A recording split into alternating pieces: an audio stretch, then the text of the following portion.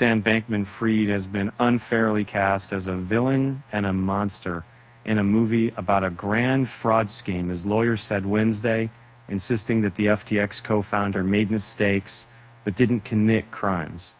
In closing arguments in Bankman-Fried's month-long fraud trial, the prosecution and defense presented their dueling views of the former crypto wonder kid.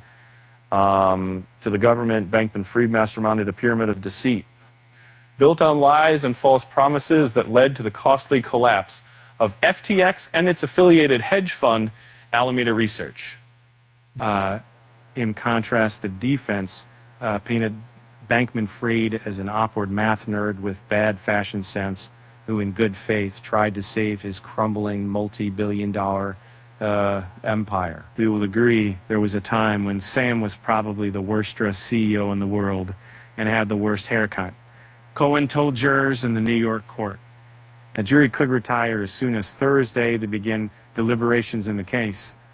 The once respected crypto mogul is facing decades in prison on charges that he directed the transfer of customer money at the FTX crypto exchange to Alameda for risky investments, political donations, and expensive real estate before both companies collapsed into bankruptcy last year. The 31-year-old is also accused of lying to investors about the unique relationship between FTX and Alameda that gave the latter unfettered access to customer funds.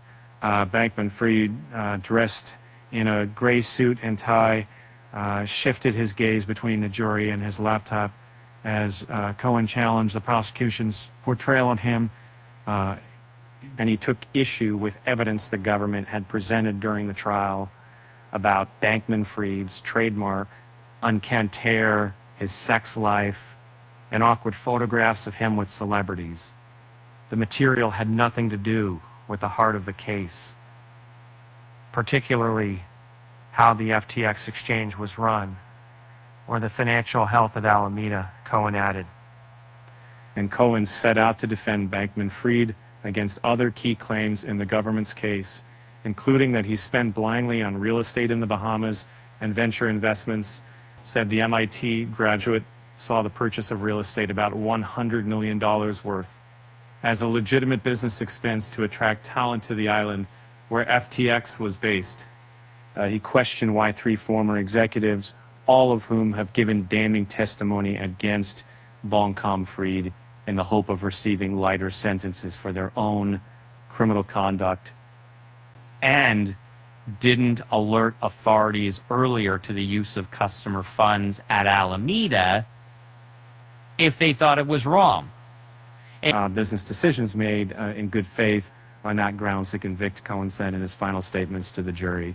Bankman-Fried's parents, Joe and Barbara, have been at the trial almost every day, but were absent for the prosecution's closing argument. When Bankman-Fried walked into court in the morning, his father held his hand to his chest and smiled at him before leaving the courtroom. U.S. Attorney Damian Williams, whose office led the investigation, was seated in the front row. Earlier Wednesday, during the prosecution's closing arguments, Assistant U.S. Attorney Nicholas Roos told jurors that Bankman-Fried lied about big things and he lied about little things during his time on the witness stand. He came up with a tale that was conveniently put together to exclude himself from the fraud at FTX.